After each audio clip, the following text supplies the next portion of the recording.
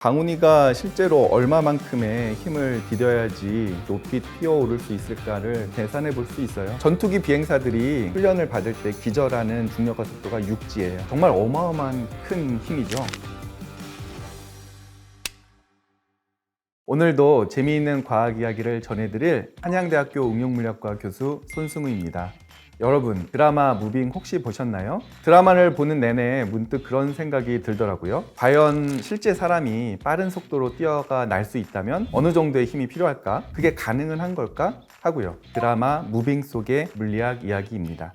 드라마 무빙을 보면 괴력을 물려받은 강훈이가 짝사랑하던 희수를 구하기 위해 그동안 숨겨왔던 괴력을 사용하는데요. 어느 정도의 힘이 필요할지 우리가 알아내려면 이 또한 물리학을 알아야 합니다. 뉴턴의 운동 제3법칙, 작용 반작용 법칙입니다. A라는 물체가 B라는 물체를 밀면 B라는 물체 또한 A 물체의 크기는 같고 방향이 반대인 힘으로 똑같이 민다고 표현합니다. 다시 드라마 무빙으로 돌아와서 한번 적용해 볼까요? 강훈이가 발로 바닥을 강하게 밀죠. 바닥도 그것과 같은 힘으로 반대 방향으로 강훈이를 밉니다. 그렇기 때문에 앞으로 폭발적으로 튀어나갈 수 있게 되는 것이죠. 간단히 계산을 해볼 수도 있는데요. 70kg 그리고 높이인 3m 정도라고 우리가 대입을 하게 되면요, 420kg에 해당하는 질량만큼이 되는 것이죠. 3m 정도의 높이에서 뛰어내렸을 때 내 다리에 느껴지는 힘이라고 생각하시면 되겠습니다. 절대 하시면 안 돼요. 드라마 무빙에서처럼 사람이 괴력으로 날아간다는 것은 사실상 불가능하겠지만 작용 반작용 법칙은 우리 일상에서 항상 일어나고 있습니다. 우리가 길을 걸어갈 때에도,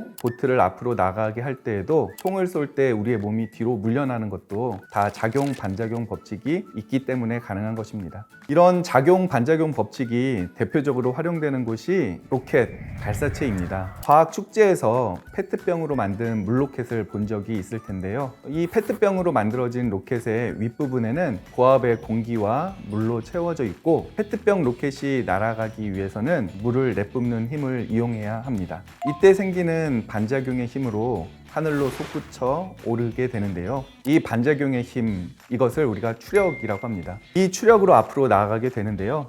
다시 말해 추력은 발사체를 중력에 대해서 밀어 올리는 힘이 되는 것이죠. 여러분들도 잘 알고 계시는 누리호 같은 경우에도 300톤의 추력이 필요했다고 해요. 정말 어마어마한 큰 힘이죠.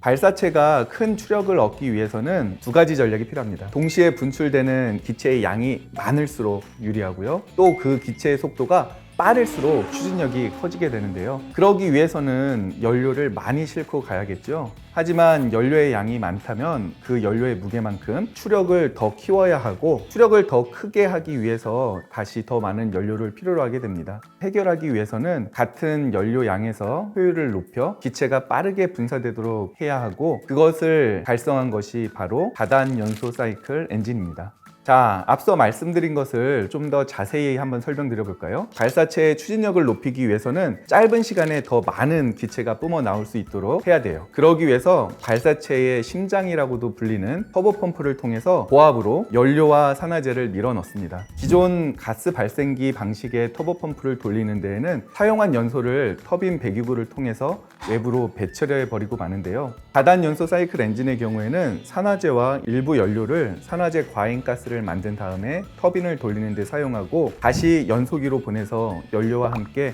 한 번 더 연소를 하게 됩니다. 이때 버려지는 가스를 다시 사용하기 때문에 기존 가스 발생 방식 엔진과 비교했을 때 4~5% 정도 효율을 높일 수가 있습니다. 이렇게 장점이 많은 다단 연소 사이클 엔진, 여러 궤도의 진입을 위한 필수적인 기술로 보여지고 있는데요. 하지만 기체 상태의 배기가스를 다시 연소실에서 태우려면 높은 압력을 잘 조절해야 되기 때문에 기술적으로 매우 까다로워 최신 우주 발사체 기술 가운데 가장 어려운 기술로 손꼽히고 있습니다. 현재 다단연소 사이클 엔진은 미국 스페이스X사가 주도하고 있는 재사용 발사체의 핵심 기술로 손꼽히기 때문에 큰 주목을 받고 있는데요. 거기에다가 지난 3월 하나 에어로스페이스가 세계 종합기업으로서 선정된 차세대 발사체에도 다단연소 사이클 엔진이 활용될 예정이라 그 관심이 더 높아지고 있습니다. 스페이스 X의 CEO인 일론 머스크가 화성을 말하고 나사가 우주 탐사를 이야기할 때 먼 나라의 이야기로만 여겨진 우주 항공 산업이 이제는 우리 대한민국도 세계와 업계를 나란히 하여 더 나아가서는 달에 우리 기술로 발사체를 보낼 수 있는 그날을 꿈꿔봅니다.